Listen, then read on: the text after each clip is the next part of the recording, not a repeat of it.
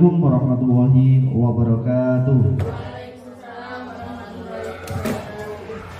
Alhamdulillahilladzi arsala rasulahu bil huda wa dinil haq liyudhiru ala dini kulli wa kafa billahi sayyidah. Asyhadu an la ilaha illallah wa asyhadu anna Muhammadan abduhu wa rasuluhu, amma ba'du. Yang kami hormati Bapak Kepala SD Negeri 2 Plangbot, yang saya hormati Bapak Ibu Dewan Guru SD Negeri 2 Plangbot yang saya banggakan. Bersyukur kepada Allah dengan ucapan Alhamdulillahirabbil alamin. Bersolawat Nabi dengan mengucapkan Allahumma sholli ala Muhammad wa ala ali Muhammad. Bapak Ibu yang kami hormati, ucapkan terima kasih yang sebesar-besarnya. Pada pagi hari ini saya, calon guru penggerak angkatan 10, diberikan kesempatan untuk melaksanakan diseminasi penerapan budaya positif di lingkungan sekolah, khususnya di SDN Negeri 2 Plangbot, Kecamatan Lareng. Bapak Ibu yang kami hormati, ini adalah bagian dari tugas saya selaku guru penggerak untuk memberikan sosialisasi atau diseminasi kepada Bapak Ibu sekalian agar mengerti bagaimana pentingnya budaya positif di lingkungan sekolah. Bapak Ibu, sebelum kegiatan ini kita mulai, mari kita laksanakan kegiatan ice breaking agar nanti kita lebih bersemangat lagi dalam melaksanakan diseminasi pagi hari ini. Dimohon Bapak Ibu untuk berdiri mengikuti gerakan yang akan diputar.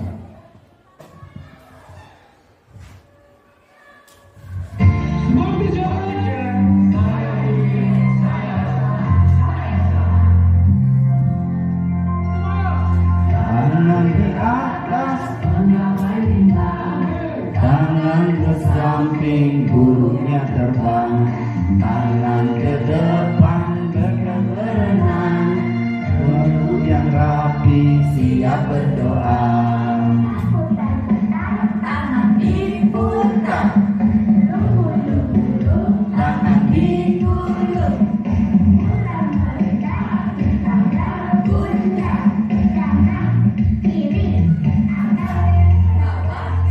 berdoa.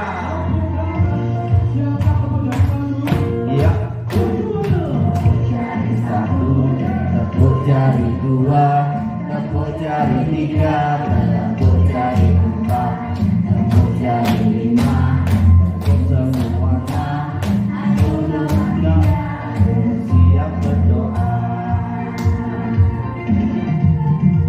Satu jari sana, satu jari kiri, jari satu, dua jari belakang, dua jari kanan, dua jari kiri, menjadi satu, kedua kamera, jari kanan, dua jari kiri, menjadi satu, dua menara tinggi, jari kanan, jari kiri, menjadi satu, dua keliling, jari kanan, lima jari kiri, menjadi satu, siap berdoa.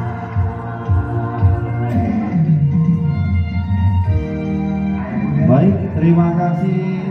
Kami persilakan untuk duduk kembali. Baik Bapak Ibu, jadi pentingnya budaya positif di lingkungan sekolah, khususnya di SD Negeri 2 Plangbot, adalah pada agenda kegiatan pagi ini kita yang pertama, yaitu agenda kita. Slide 2. Jadi kegiatan kita yaitu pembuka, yang kedua presentasi dan konsep, yang ketiga tanya jawab, dan yang terakhir refleksi. Nah, dari ketiga keempat kegiatan ini nanti akan kita lalui bersama-sama untuk tujuan pembelajaran kita pada pagi hari ini. adalah guru dapat menghayati pentingnya budaya positif dan penerapannya agar bisa mempertebal karakter murid dalam mewujudkan profil pelajar Pancasila.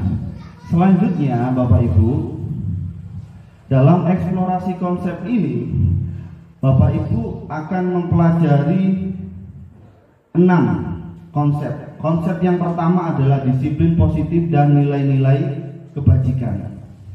Konsep yang kedua adalah teori motivasi dan penghargaan atau restitusi. Yang ketiga yaitu keyakinan kelas. Keempat, kebutuhan dasar manusia dan dunia yang berkualitas. Dan selanjutnya kelima yaitu segitiga restitusi. Dan yang terakhir adalah 5 posisi kontrol dalam melaksanakan segitiga restitusi. Baik Bapak Ibu, yang pertama adalah disiplin positif dan nilai-nilai kebajikan. Nah, apa itu?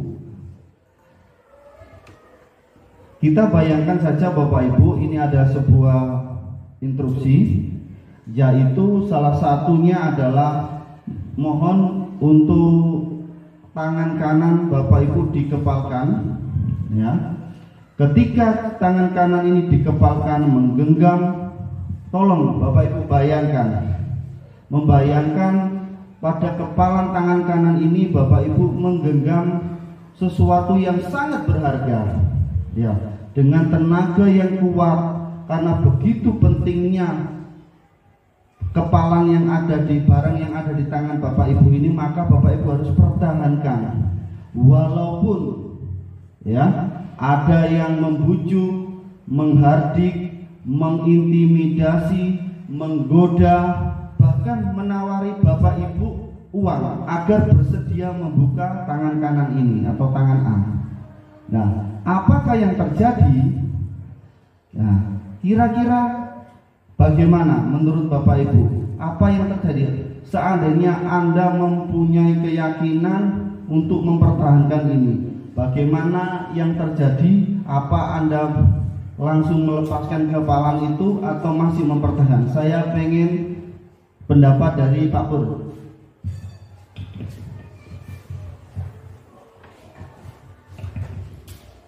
Terima kasih waktu yang diberikan.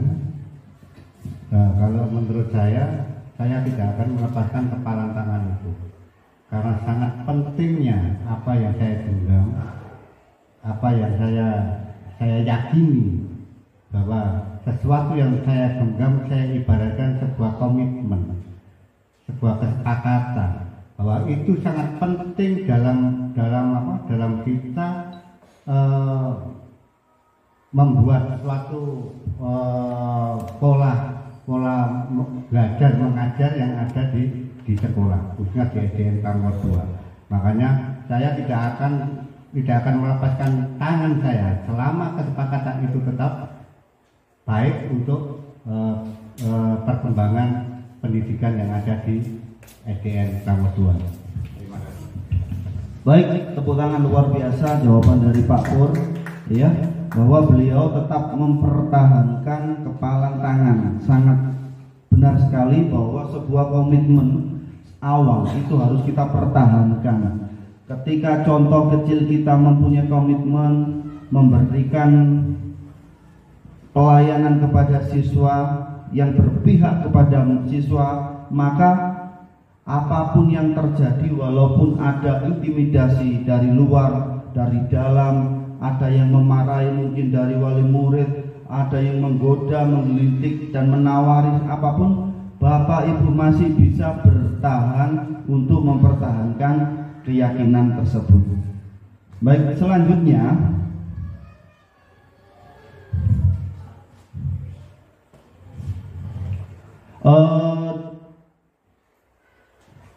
slide 7. Oke. Dalam perubahan paradigma ini Bapak Ibu, ini mengenal yang namanya teori kontrol. Jadi teori kontrol ini dipopulerkan oleh Dr. William Glasser dalam teori yang kemudian berkembang dinamakan Choice Theory. Yang pertama adalah ilusi guru itu bisa mengontrol murid, itu yang pertama. Yang kedua yaitu ilusi bahwa semua penguatan positif, jadi semua penguatan positif itu sangat efektif dan bermanfaat. Dan yang ketiga adalah ilusi itu bahwa kritik membuat orang merasa bersalah dapat memperkuat karakter. Dan yang terakhir adalah ilusi bahwa orang dewasa itu memiliki untuk memaksa. Jadi dari teori kontrol ini yang diungkapkan oleh Dr. William Glasser, ini dikenal dengan teori kontrol choice theory. Selanjutnya, perubahan paradigma ini dilihat dari stimulus respon atau teori kontrol yang sesungguhnya yang pertama, ketika stimulus respon mengatakan kita mencoba mengubah agar berpandangan sama dengan kita, akan tetapi dalam teori kontrol berubah, kita berusaha memahami pandangan orang lain tentang dunia. Artinya apa? Antara stimulus respon dan teori kontrol ini sangat berkaitan sekali. Perilaku buruk dilihat dari suatu kesalahan, yaitu semua perilaku memiliki tujuan.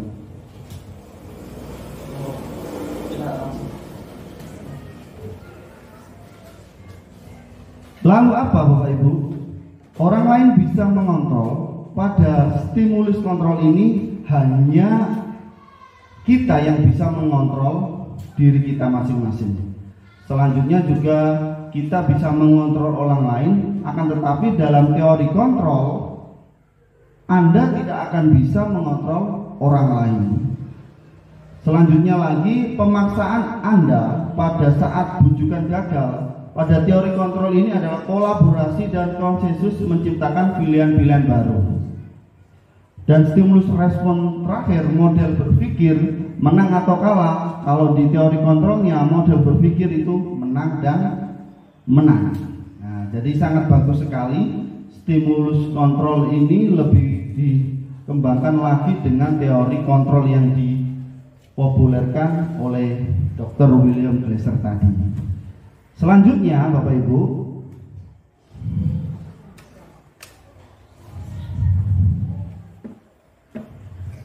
apa makna dari disiplin?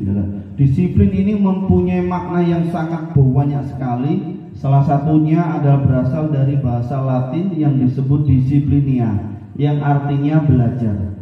Makna asli dari kata berkonotasi disiplin ini, murid-murid Socrates dan Plato, disiplin membuat orang menggali potensi menuju sebuah tujuan mulia sehingga bisa menghargai dan sangat bermakna.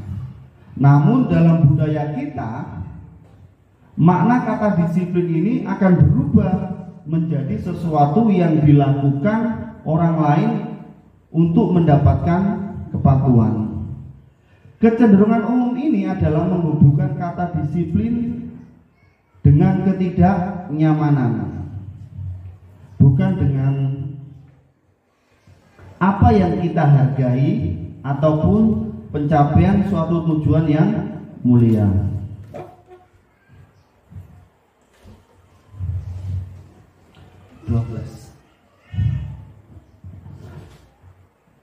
Baik, menurut Ki Hajar Dewantoro, Ki Hajar Dewantoro ini adalah bapak pendidikan, ya.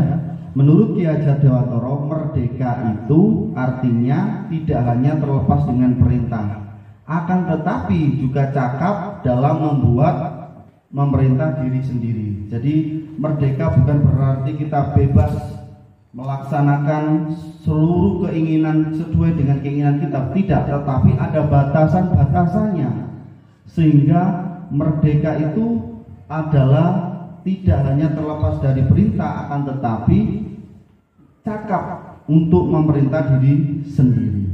Itu yang dikutip dari pemikiran Ki Hajar Dewantoro pada cetakan 2013 pada halaman 469. Selanjutnya, nilai-nilai kebajikan universal itu nilai kebajikan yang bersifat positif. Manusia merupakan tujuan mulia yang ingin dicapai setiap individu. Nilai-nilai ini bersifat universal lintas bahasa, suku, agama, bangsa, agama maupun latar belakang.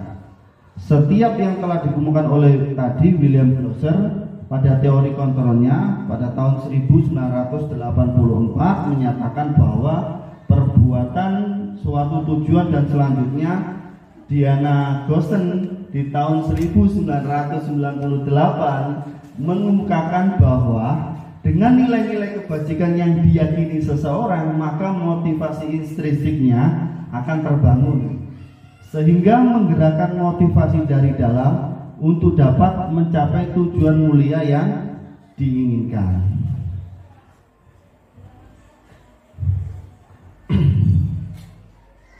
Nilai-nilai kebajikan universal ini terkandung dalam profil pelajar Pancasila. Ada berapa Bapak Ibu? Yang pertama adalah beriman, bertakwa kepada Tuhan Yang Maha Esa dan berakhlak mulia. Yang kedua yaitu mandiri, bernalar kritis, berkebinekaan global, bergotong royong dan kreatif. Dari profil pelajar Pancasila ini yang harus kita penuhi, yang kita capai sebagai anak Indonesia, apalagi di dalam kurikulum Merdeka ini. Inilah proyek anak Indonesia yang sangat diperankan betul agar mencapai profil pelajar Pancasila. Selanjutnya, teori motivasi hukuman dan penghargaan atau restitusi. Teori restitusi atau perilaku manusia ini, yang pertama, untuk menghindari hukuman dan ketidaknyamanan, apa yang terjadi jika saya tidak melakukannya? Itu sebuah pertanyaan, dan itu dipengaruhi oleh termasuk motivasi eksternal. Selanjutnya adalah untuk mendapatkan hadiah atau imbalan penghargaan, maka saya dapat jika saya melakukannya. Jadi ketika ada seseorang melakukan sesuatu tetapi dia itu mengharapkan imbalan, maka dia itu termasuk dari motivasi eksternal. Selanjutnya yaitu untuk menjadi orang yang kita inginkan, maka kita harus menghargai diri kita sendiri. Saya akan menjadi orang seperti apa jika saya melakukannya. Itu juga termasuk motivasi internal dari diri kita sendiri. Kalau eksternal dari luar, kalau internal dari diri kita sendiri. Baik Bapak Ibu, terus ada pertanyaan, mengapa tidak peraturan kelas saja dan mengapa harus keyakinan kelas? Jadi kalau dulu kita mengenal dengan peraturan kelas, tetapi di kurikulum Merdeka sudah tidak diperbolehkan lagi membuat peraturan kelas. Kenapa? Nanti ada alasannya. Kenapa? Karena keyakinan kelas itu lebih efektif dibandingkan peraturan kelas. Ini ada satu pertanyaan lagi, ada 3 pertanyaan, nanti Bapak Ibu saya mohon untuk menjawab. Ya. Pertanyaan pertama, mengapa kita memiliki peraturan harus menggunakan helm bila mengendarai kendaraan roda 2? Kami mohon jawabannya dari Bu Nur Fatimah. Kami persilakan untuk memberikan jawaban mengapa harus memakai helm. Apa? Mungkin takut polisi kah? Takut ditilang? Mungkin yang pertama itu untuk keselamatan diri, Pak. Terus yang kedua itu bukan hanya menghindari peraturan lalu lintas, tapi itu juga keyakinan kita bahwasanya kalau memakai helm itu insya Allah menghindari dari segala mara bahaya lah, intinya seperti itu. Terima kasih. Baik, terima kasih ya, baik sekali ya. Jadi ketika kita harus memiliki peraturan ketika menggunakan helm ini, tadi telah disampaikan oleh Bu Fatimah adalah untuk menjaga keselamatan, selain itu juga menjaga terhindar dari kecelakaan yang berakibat fatal. Dan untuk pertanyaan kedua, mengapa kita memiliki peraturan 3M? Ya, menggunakan masker, mencuci tangan, dan menjaga jarak 1,5 meter itu pas saat COVID kemarin. Itu mengapa? Ini saya mohon pendapatnya dari Pak Mustohir.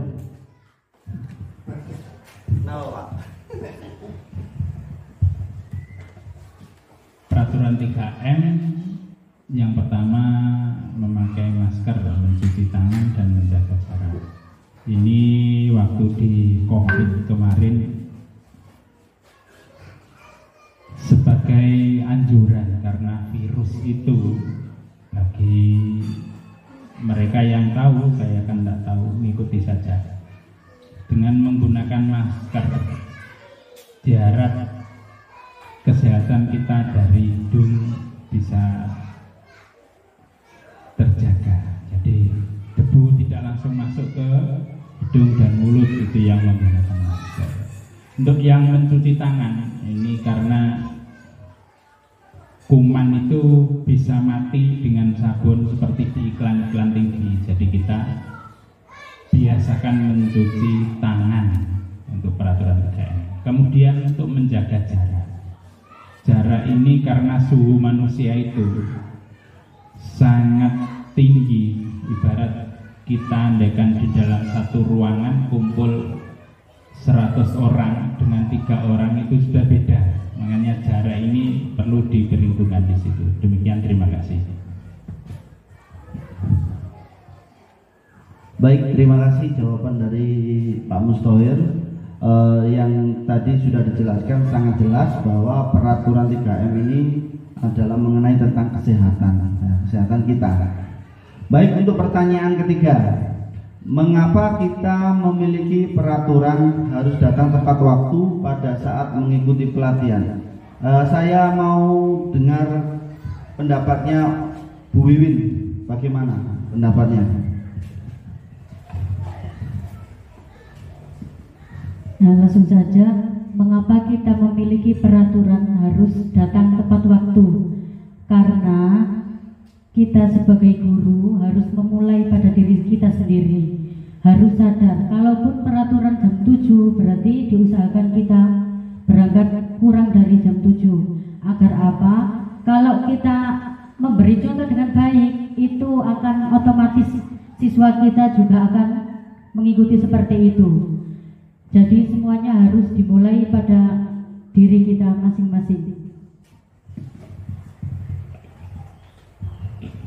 Baik, luar biasa, terima kasih atas jawaban, sangat benar sekali. Jadi untuk mendukung motivasi intrinsik, itu motivasi yang berasal dari diri kita sendiri, kembali nilai-nilai keyakinan lebih menggerakkan seseorang dibandingkan mengikuti peraturan. Jadi keinginan intrinsik itu keinginan yang motivasi yang berasal dari diri sendiri, bukan karena ada peraturan maka mereka akan berubah, bukan. Baik, selanjutnya Bapak Ibu. Nah, Bapak Ibu, ini adalah ada peraturan kelas. Nah, dari nilai-nilai kebajikan pada keyakinan kelas ini, yang pertama adalah peraturan kelas. Biasanya terpampang ya pada saat dulu ya, karena sekarang sudah tidak ada lagi yang namanya selalu kembalikan buku ke tempatnya, dilarang mengganggu orang lain, hadir di sekolah 5 menit sebelum pembelajaran dimulai, dilarang melakukan kekerasan, dilarang menggunakan narkoba bergantian atau menunggu giliran, gunakan masker, jangan berlari di kelas atau koridor. Dari seluruh peraturan ini semua itu melarang dan seakan-akan itu larangan membatasi siswa. Kira-kira Bapak Ibu, saya kasih waktu 2 menit untuk menuliskan jawaban. Nah, kira-kira saya mengembalikan buku ini termasuk apa? Tanggung jawab atau ya, saya kasih waktu dulu ya Pak ya. Saya kasih waktu 1 menit untuk menuliskan jawabannya. Oke.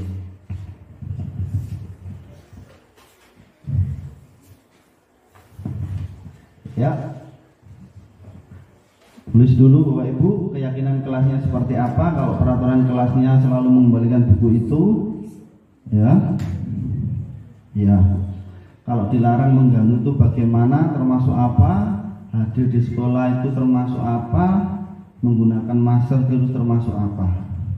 Baik Bapak Ibu, saya mau tahu jawabannya dari Pak Pur. Ya, mohon dibacakan. Untuk yang pertama, selalu kembalikan buku ke tempatnya.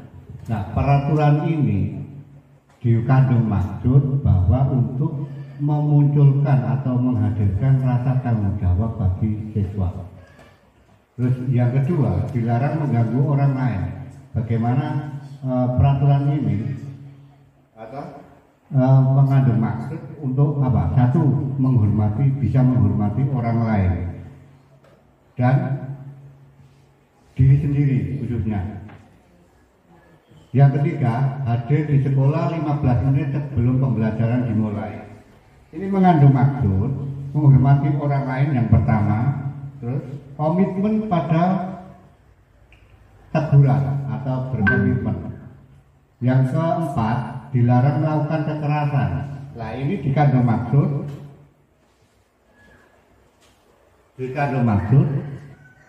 apa? Satu, itu mengandung maksud keselamatan atau menghormati orang lain. Terus yang kelima, dilarang menggunakan narkoba. Nah, ini berhubungan dengan kesehatan. Karena apa? Kita tahu semua bahaya dari narkoba. Di samping kesehatan fisik, juga kesehatan mental itu yang akan diserang. Terus yang keenam, bergantian atau menunggu giliran. Nah, ini mengandung maksud menghormati orang lain dan kesabaran. Nah, ini di sini ini sangat penting. Peraturan seperti ini. Gunakan masker itu adalah untuk kesehatan dan keselamatan diri. Terus jangan berlari di kelas atau koridor. Ini keselamatan. Ini mengandung maksud untuk apa? Untuk keselamatan dan keamanan siswa. Ya, itu yang bisa saya sampaikan. Terima kasih. Iya, luar biasa, tepuk tangan dulu untuk Pak Pur. Ya baik Bapak Ibu, kita buka jawabannya.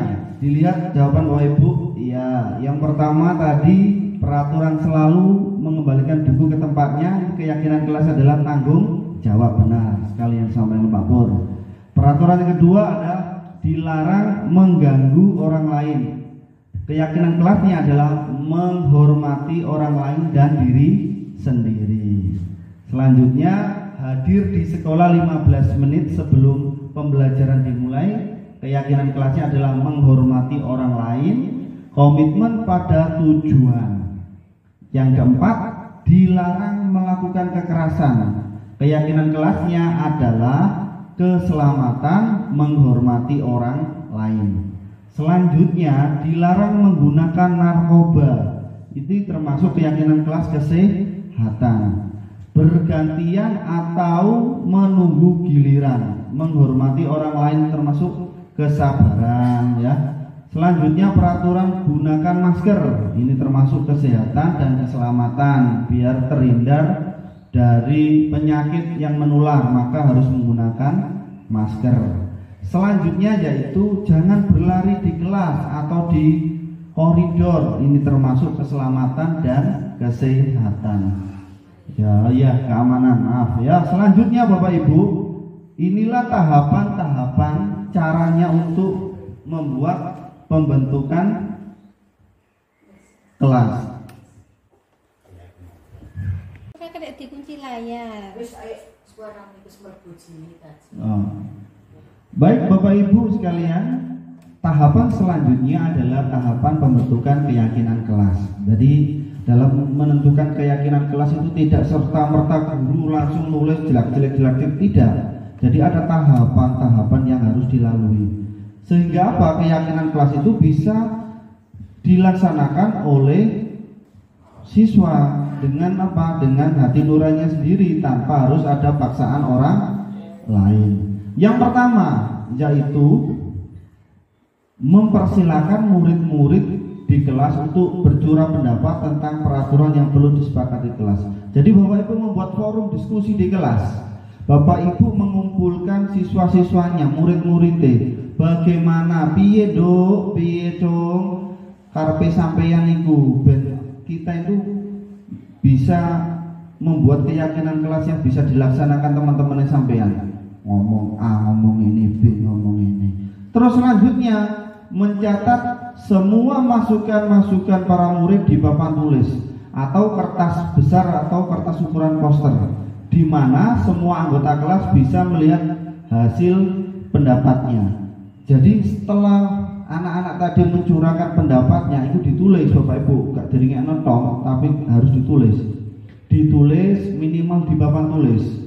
Iki jawaban iki pengen disiplin, sing B iki kepengin keselamatan, menghormati teman, seperti itu ditulis. Lalu apa? Lalu baru kita bisa susunlah keyakinan kelas sesuai dengan tahapan pembentukan keyakinan kelas. Jadi harus diganti dengan yang semula kalimat itu negatif, dilarang membuang sampah sembarangan, mohon itu diubah menjadi kalimat positif. Jadi harus diubah dengan kalimat positif. Itu keyakinan kelas, beda dengan peraturan kelas. Selanjutnya adalah meninjau kembali daftar pendapat yang telah dicatat. Mungkin ada beberapa pendapat atau pernyataan yang tertulis tadi banyak masih berupa peraturan-peraturan, dilihat kembali. Koyo sik ana sing rupane seperti peraturan itu diubah lagi. Terus Bapak Ibu harus bisa menemukan nilai-nilai kebajikan yang ada pada peraturan kelas tersebut. Selanjutnya, tahapan nomor 5, yaitu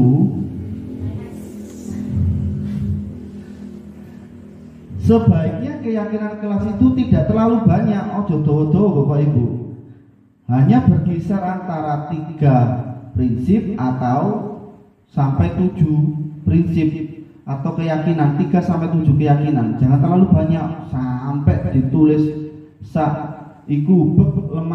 kertas folio penuh sampai 15 20, tidak efektif. Maka harus diperkecil, dipersempit dengan 3 sampai 7 saja.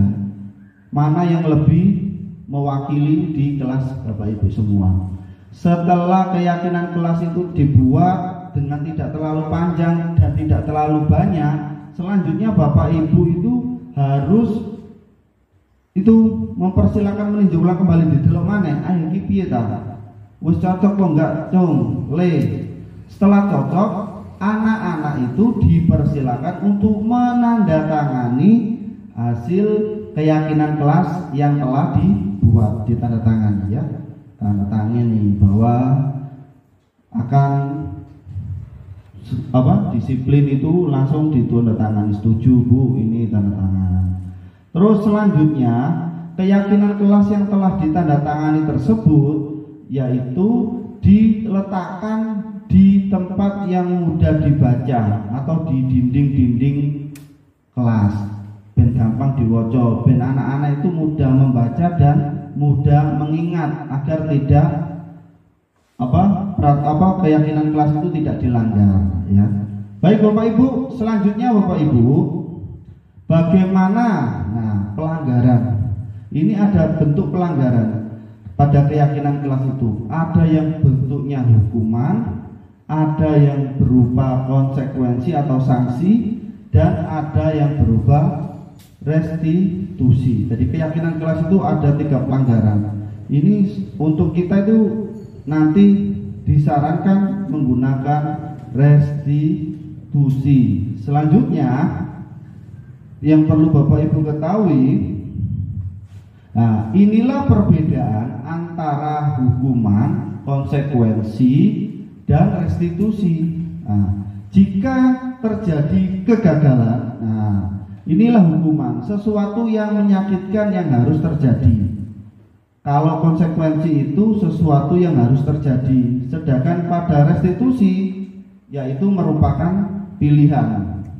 Selanjutnya, hukuman tidak nyaman. Nah, kalau hukuman itu siswa itu tidak nyaman untuk jangka waktu yang panjang. Sedangkan untuk konsekuensi tidak nyaman dalam jangka pendek, akan tetapi pada restitusi itu menguatkan siswa dalam waktu yang sangat panjang. Selanjutnya, hukuman korban itu akan mendapatkan keadilan. Akan tetapi ketika konsekuensi korban itu diabaikan saja, wis jarno, yang penting sudah selesai masalahnya.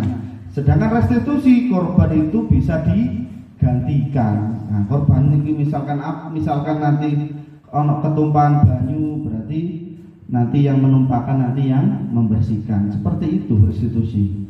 Selanjutnya itu pada hukuman itu adalah murid atau anak akan tersakiti, dan untuk konsekuensinya murid itu dibuat tidak nyaman. Wis gelisah wae. Ketika sudah menggunakan restitusi, murid itu mendapatkan penguatan. Dia semakin yakin atas perbuatan yang dilakukan, bahwa dia melakukan itu, dan dia pasti akan menggantikan apa yang telah dia kerjakan tadi. Perilaku pasif dan agresif meningkat pada kegiatan konsekuensi. Penguatan itu berjangka pendek, akan tetapi pada restitusi masalahnya itu bisa terpecahkan. Ya. Selanjutnya, sistem tidak akan berjalan bila murid tidak takut itu pada hukuman, akan tetapi pada konsekuensi memerlukan monitoring, supervisi terus-menerus. Dan pada restitusi, murid itu bertanggung jawab untuk perilakunya. Selanjutnya, pada hukuman, nah ini ada sebuah percakapan, peraturan itu adalah kamu harus titik. Akan tetapi pada konsekuensinya menanyakan apa peraturannya, mampukah kamu melakukannya? Terima kasih ya. Kalau pada restitusi ini menanyakan apa yang kamu yakini, ya, meyakini. Pada awal tadi kan sudah buat keyakinan kelas, ditanyakan kembali keyakinan kelasnya. Apa yang bisa kamu lakukan untuk memperbaiki masalah ini? Seperti itu ditawarkan. Dari anak itu bisa memilih, membuat pilihan sendiri. Nah, pada hukuman anak ini sangat membenci peraturan ini. Tanpa pada konsekuensi murid ini menghormati peraturan, sama dengan restitusi. Anak menghormati dirinya sendiri dan orang lain. Untuk hukuman ini bersifat negatif. Sedangkan untuk konsekuensi ini bersifat netral, tengah-tengah wis, netral. Untuk restitusi ini bersifat positif. Jadi disarankan Bapak Ibu dalam pendekatan kepada murid atau siswanya ini menggunakan restitusi. Next.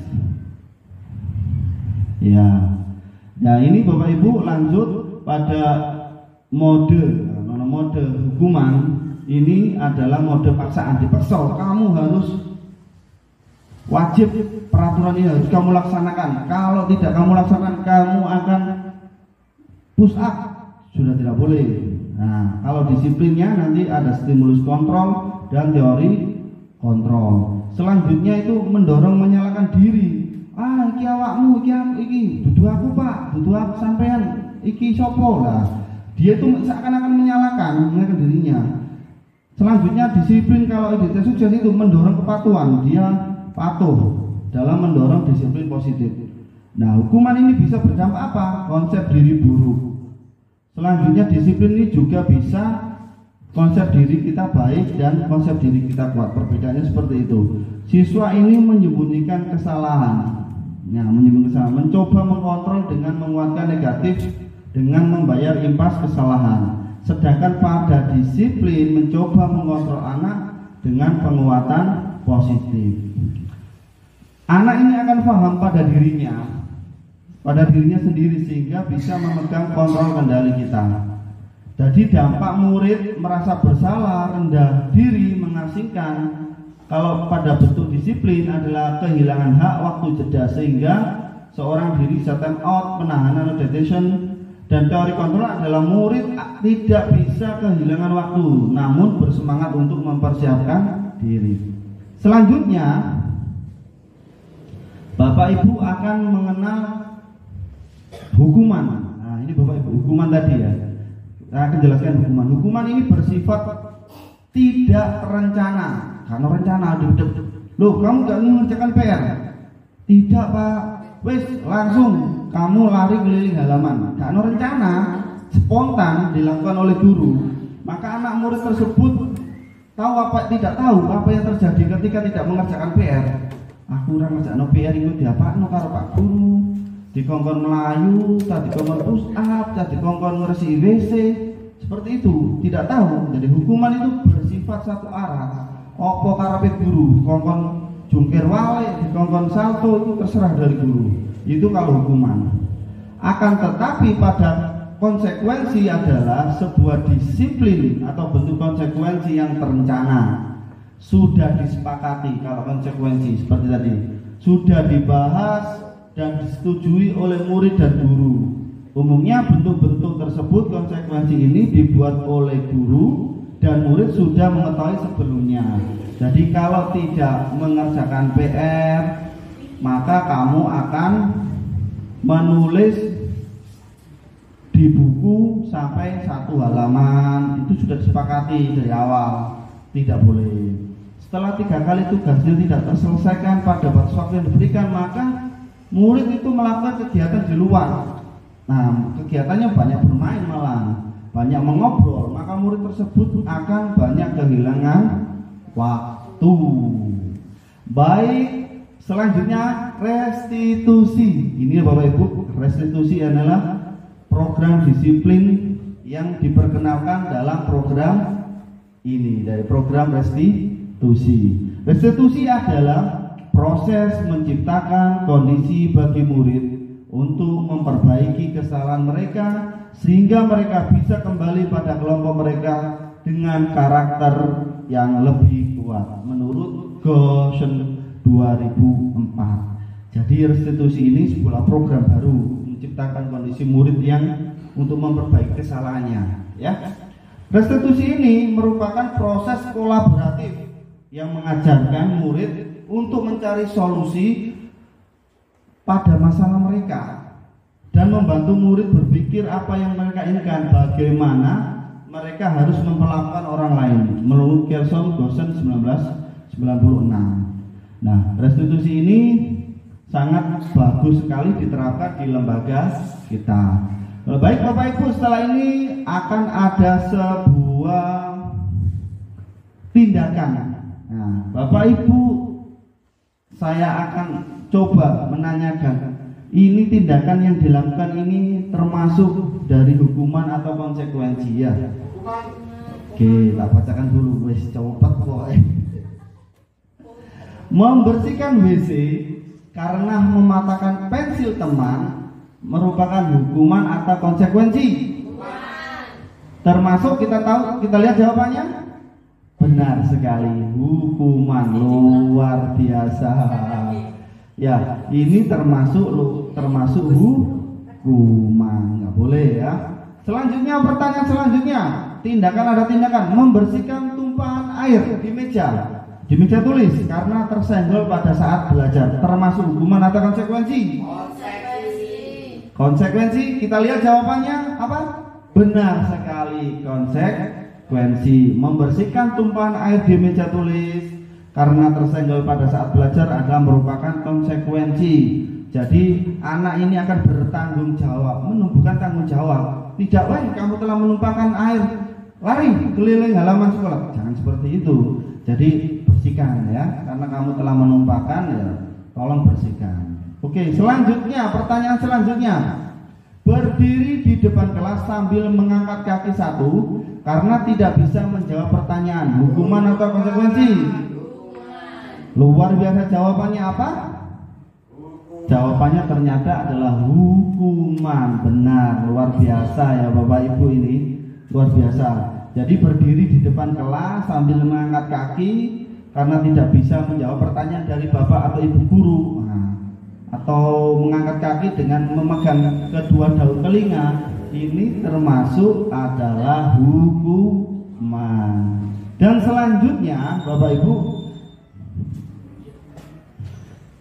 pertanyaan selanjutnya, kehilangan waktu 10 menit waktu istirahat untuk mengerjakan tugas karena terlambat, datang tertinggal pelajaran 10 menit, ini termasuk hukuman atau konsekuensi? Konveksi?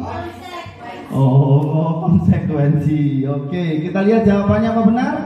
Iya, benar, konsekuensi. Baik, luar biasa Bapak Ibu telah memahami bahwa tindakan atau hukuman atau konsekuensi ini yang harus diterangkan. Bapak Ibu, saya akan menjelaskan budaya positif yang ada di lingkungan sekolah ini, termasuk ada 3. Yang pertama yang harus dimiliki seorang guru, paham akan peraturan kelas. Yang kedua adalah paham dengan keyakinan kelas. Yang ketiga ada lingkungan yang positif. Baik, menurut Alfikon, saat kita berulang kali menjanjikan hadiah kepada anak-anak agar berperilaku bertanggung jawab, atau kepada seseorang murid agar mempelajari seseorang yang baru, atau kepada seseorang karyawan yang melakukan pekerjaan yang berkualitas, kita sedang berasumsi mereka tidak dapat melakukannya atau tidak dapat memilih untuk melakukan. Untuk Alfikon selanjutnya dihukum oleh penghargaan. Menurut Alfikon, penghargaan adalah cara mengontrol seseorang menghancurkan potensi untuk pembelajaran yang sesungguhnya. Jadi memberikan penghargaan sama dengan menghukum seorang itu sangat berpengaruh dengan jangka pendek dan jangka panjang. Penghargaan tidak efektif. Penghargaan merusak hubungan. Penghargaan bisa mengurangi hubungan. Penghargaan bisa mengurangi ketepatan. Penghargaan menurunkan kualitas. Penghargaan mematikan kreativitas. Dan penghargaan menghukum. Jadi ini yang disampaikan oleh Alfikon. Jadi Bapak Ibu yang keempat, kebutuhan dasar manusia itu sebenarnya ada yang namanya kebutuhan dasar manusia itu ada 5. Yaitu yang pertama adalah bertahan hidup, survival. Jadi kebutuhan biologis untuk dapat bertahan hidup. Yang kedua kasih sayang dan rasa diterima.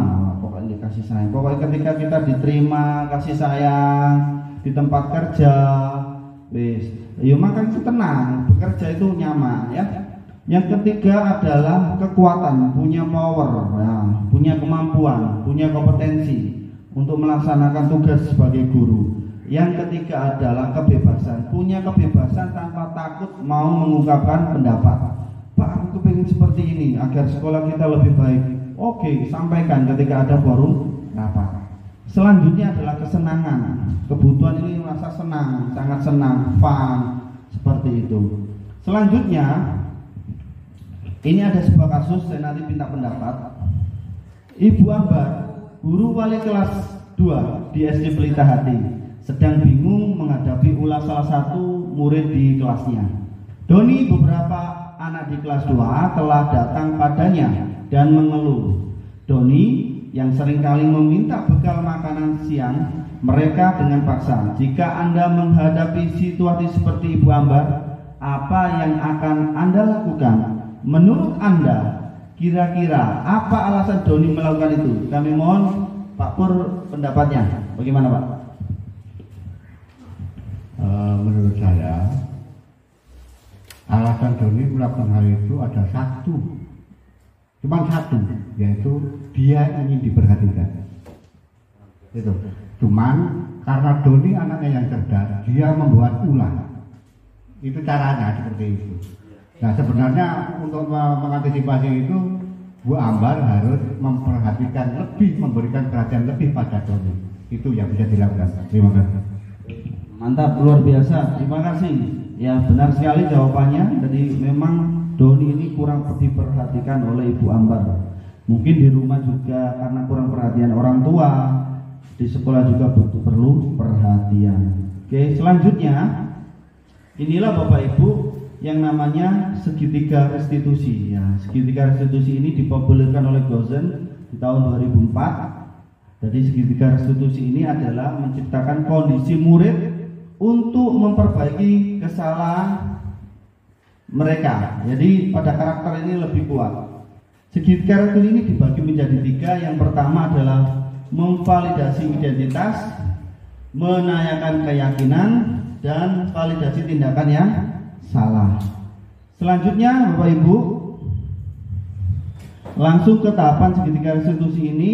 Ada tadi mustabil identitas, validasi tindakan yang salah, dan menanyakan keyakinan. Baik Bapak Ibu, lanjut ke menstabilkan identitas. Nah, jadi penguatan yang dikatakan guru berbuat salah itu sangat manusiawi. Jadi ibu dulu pernah berbuat salah, seperti itu yang namanya menstabilkan.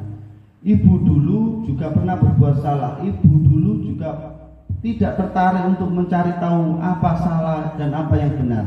Seperti itu Bapak Ibu cara untuk menstabilkan identitas. Selanjutnya Bapak Ibu, validasi tindakan seperti apa? Contohnya yang dikatakan guru, kamu pasti tahu alasan mengapa kamu melakukannya. Maukah kamu belajar dari yang lain untuk mendapatkan yang kamu tanpa harus memukul teman? Jadi ditanyakan valid apa tindakannya seperti apa? Apakah yang kamu bisa melakukan lebih baik lagi esok? Nah, diberikan pilihan. Kamu boleh tetap melakukan sikap itu, tetapi maukah kamu sikap baru itu yang lebih baik? Selanjutnya, nah yang terakhir menanyakan keyakinan. Jadi nilai yang kita percaya di kelas, di sekolah itu mempunyai nilai-nilai universal yang harus disepakati. Kelas itu sangat ideal seperti apa? Kamu ingin jadi anak yang seperti apa? Itu tanyakan pada siswa ya. Apa yang kamu rasakan ketika kamu melakukan tindakan tersebut? Lanjut. Nah, ciri-ciri restitusi ini adalah bukan untuk menembus kesalahan, namun untuk belajar kesalahan, untuk memperbaiki hubungan. Selanjutnya memberikan tawaran, bukan paksaan. Restitusi ini menuntun untuk melihat ke dalam diri. Restitusi ini juga mencari kebutuhan dasar yang mendasari tindakan. Restitusi ini juga adalah sebuah cara yang baik untuk memperbaiki diri. Selain itu juga fokus pada karakter dan tindakan, dan fokus pada solusi, sehingga bisa mengembalikan siswa ini berbuat salah pada kelompoknya. Lanjut ke 5 posisi kontrol Bapak Ibu. Nah, 5 posisi kontrol ini dimiliki seorang guru. Nah Bapak Ibu, saya ini tadi ingin melihat Bapak Ibu di dalam posisi mana. Nah, yang pertama penghukum, posisi penghukum. Yang kedua pembuat orang bersalah. Ketiga teman. Keempat pemantau. Dan yang kelima adalah manajer. Nah, kita sedang berada di posisi mana nanti ya. Nah, inilah posisi pertama penghukum. Patuhi aturan saya. Ini ucapan yang diucapkan guru. Kamu selalu salah, selalu pasti kamu yang terakhir. Guru ini senantiasa percaya hanya ada satu cara pembelajaran yang bisa berhasil, yaitu dengan cara seorang guru tersebut, cara dia. Selanjutnya pembuat rasa bersalah. Jadi pembuat rasa bersalah, ibu ini sangat kecewa sekali dengan kamu karena tidak mengerjakan PR. Berapa kali bapak yang harus memberitahu kamu? Gimana coba orang tua kamu kalau kamu tahu berbuat begini? Ya, posisi ini akan memiliki penilaian diri yang buruk tentang diri mereka, merasa tidak berharga dan telah mengecewakan orang lain yang disayanginya. Dan yang ketiga adalah posisi sebagai guru, sebagai teman. Ayolah bantulah bapak ya, ayo ingat, tidak bantuan bapak selama ini ya, sudah kali ini tidak apa-apa, nanti ibu akan bantu bereskan ya. Nah, guru di posisi teman ini menggunakan hubungan yang baik dan humor. Ini juga akan berpengaruh dengan seseorang. Murid itu akan bergantung pada guru tersebut. Akan tetapi kalau tidak ada guru tersebut, maka tidak akan bersikap seperti itu, berubah lagi, karena dia patuh dengan hanya guru yang dibuat seperti posisi teman tadi. Yang keempat adalah pemantau. Nah, peraturan apa yang dibuat, apa yang telah kamu lakukan, sanksi atau konsekuensi apa. Jadi seorang pemantau ini mengandalkan penghitungan catatan sebagai apa yang digunakan sebagai bukti dalam perilaku seseorang. Ya, baik Bapak Ibu, selanjutnya Nah, inilah posisi yang diidam-idamkan. Nah, ini adalah posisi manajer. Nah, posisi manajer ini menanyakan keyakinan kembali kelas. Apa keyakinan kelas yang kita yakini? Apa yang kamu meyakini? Jika kamu meyakini, apa kamu bersedia memperbaiki? Jika kamu memperbaiki hal menunjukkan apa tentang dirimu? Terus apa rencana kamu untuk memperbaiki hari ini? Ini manajer adalah posisi di mana guru berbuat sesuatu bersama murid dan mempersilahkan murid untuk mempertanggungjawabkan perilakunya, sehingga murid itu dapat menemukan solusi pada permasalahannya sendiri. Nah, Bapak Ibu, sebelum itu kita lihat, nah inilah gambaran dari restitusi tadi, yaitu ada menstabilkan identitas, validasi tindakan yang salah, menanyakan keyakinan. Ya Bapak Ibu, sebelum kegiatan akhir ini kita akan refleksi kegiatan diseminasi penerapan budaya positif yang pertama. Refleksi. Ya Bapak Ibu, saya akan menanyakan ya Bapak Ibu peristiwa yang terjadi pada kegiatan diseminasi pada siang hari ini. Apa yang terjadi, terus perasaan yang muncul selama mengikuti diseminasi dalam budaya positif sekarang ini apa, terus pembelajaran yang apa yang didapat setelah mengikuti kegiatan diseminasi, terus perubahan apa yang dilakukan ketika penerapan budaya positif ini. Ya baik, saya mau tanya kepada Bu Musri. Nomor 1 ya, refleksi ini. Jawab peristiwa apa yang Anda ikuti ya? Mungkin ada pengalaman baru tentang penerapan budaya positif. Peristiwa apa yang terjadi selama mengikuti kegiatan diseminasi penerapan budaya positif di lingkungan sekolah? Terus lalu perasaan apa yang muncul setelah mengikuti kegiatan diseminasi? Sudah. Nah, terus kegiatan nomor 2, perasaan. Ya, silakan aja dijawab. Nah, perasaan yang muncul itu setelah mengikuti kegiatan ini, kita bisa menjadi guru yang seperti manajer, mengajak siswa untuk melakukan suatu tugas serta bertanggung jawab atas apa yang dilakukannya. Terima kasih. Itu perasaan loh.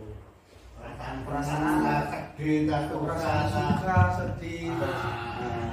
Perasaan saat mengikuti kegiatan diseminasi ini menjadi senang, suka, karena dengan adanya diseminasi ini kita tahu bahwa tugas apa saja yang perlu kita perbaiki selama ini menjadi guru. Selanjutnya perubahan rencana yang Anda lakukan ketika setelah selesai mengikuti pelatihan apa diseminasi ini, apa rencananya? Setelah mengikuti kegiatan ini, mungkin kegiatan yang ada di sekolah yang belum kita laksanakan seperti apa? Pembuatan keyakinan kelas. Iya, pembuatan keyakinan kelas tadi kita membuat. Kemarin-kemarin kan kita ke peraturan kelas saja dulu. Itu saja ya. Baik, luar biasa jawaban dari Bu Musri hasil refleksi kita. Selanjutnya saya meminta pendapatnya dari Pak Pur. Silakan Pak Pur. Terima kasih atas waktu yang diberikan. Menurut saya peristiwa yang terjadi selama mengikuti diseminasi adalah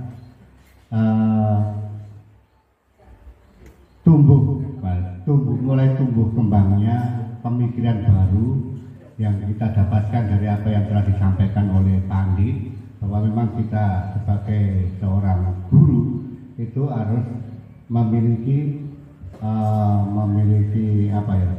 menguatkan karakter kita sebagai seorang guru. Itu yang saya terima. Terus perasaan yang muncul selama saya sangat senang, saya sangat senang karena apa?